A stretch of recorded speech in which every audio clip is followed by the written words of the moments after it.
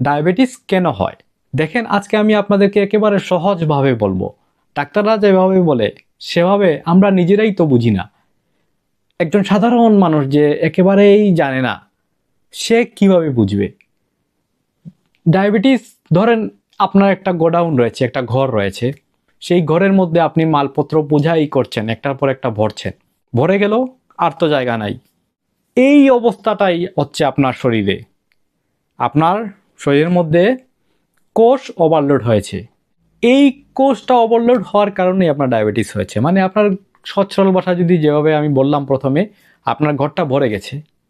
এই কারণে আপনার ডায়াবেটিস হয়েছে। এখন এই ঘর কি খালি করা সম্ভব? হ্যাঁ, বাস্তবে তো আপনি আপনার গোডাউন অবশ্যই খালি করতে পারেন, পারেন না? এই অধিকার তো আপনার আছে। আপনি এই ঘর, আপনি আপনার ঘর, আপনার গোডাউন আপনি খালি করতে পারেন। সেখান থেকে আপনি আগের অবস্থায় ফিরে আসতে হলে আপনার যে কোষটা আছে সেটা তো খালি করতে হবে। আমরা চিনি খেয়েছি 1 বছর, 2 বছর, 5 বছর, নিয়ম না মেনে খেতে খেতে এক সময় কোষে হয়েছে ওভারলোড। পরবর্তীতে ডায়াবেটিস হয়ে গেছে আমাদের। কি হয়েছে? ডায়াবেটিস। এখন তো খেলেই রক্তে চিনি বেড়ে যায়, সব কিছুই খাওয়া যায় না সাথে। এখন ওষুধ খেতে হচ্ছে। ওষুধ খেয়ে খেয়ে আমরা চলছি। আমরা ওষুধ খাচ্ছি, ঠিক আছে। ওষুধ খাওয়ার পরেও আমরা কিন্তু চিনি খেয়ে যাচ্ছি। অনেকেই আসলে জানে না, সে নিয়ম করে 3 বেলা ওষুধ কিন্তু ঠিকই খাচ্ছে, সাথে 6 বেলা চিনি খাচ্ছে।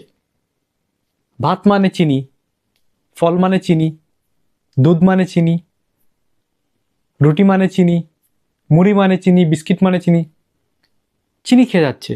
চিনি আমরা যেভাবে খেলে আমাদের রক্তে যেভাবে চিনি বাড়ে, এগুলো খেলেও আমাদের রক্তে চিনি বাড়ে।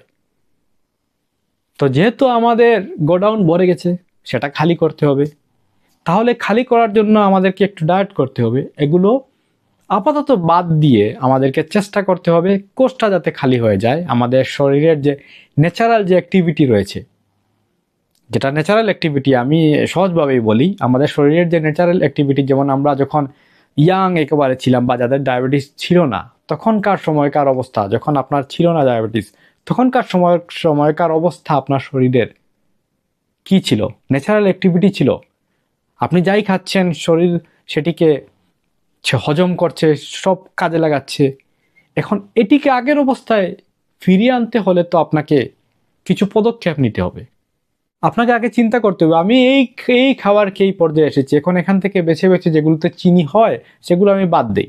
বাদ দিয়ে আমি যেগুলোতে ভালো ভালো খাবার, প্রোটিন রয়েছে, ভিটামিন রয়েছে, মিনারেল রয়েছে, অ্যান্টিঅক্সিডেন্ট রয়েছে, ফাইবার রয়েছে, সেগুলো আমি এখন খাই। আমার শরীরও ঠিক থাক, আর আস্তে আস্তে আমার শরীরে চিনি কমতে থাকুক, এবং আমার শরীরের যে ন্যাচারাল অ্যাক্টিভিটি, যেটা ইনসুলিন রেজিস্ট্যান্ট থেকে শুরু করে সব কিছুই ন্যাচারালভাবে অ্যাক্টিভিটি হতে থাকুক। আস্তে আস্তে আমি আরও এনার্জি ফিল করতে থাকি। একটু ট্রাই করেন, একটু ডায়েট করেন। যদি রোজা রাখতে পারেন রোজা রাখেন, ফাস্টিং করতে পারেন ফাস্টিং করেন, অথবা নিয়ম মেনে মেনে খান, অল্প অল্প খান, অথবা যাই খান না কেন টার্গেট থাকে যেন আপনি চিনি খাবেন না।